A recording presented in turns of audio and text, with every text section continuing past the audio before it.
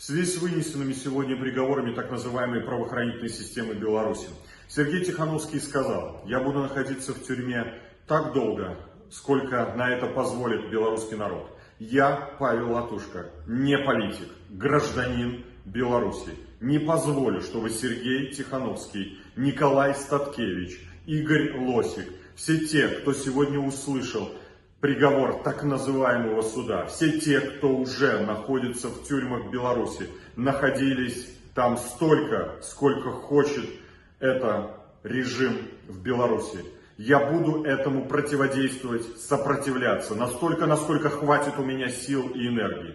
И я призываю всех белорусов в феврале, когда гражданин Лукашенко назначит так называемый референдум, выйти на участки и голосовать против этого преступления, показать, что мы сила, что мы не позволим, чтобы Сергей Тихановский, Николай Статкевич, Игорь Лосик, Виктор Бабарико, Мария Колесникова, Максим Знак сидели в белорусских тюрьмах.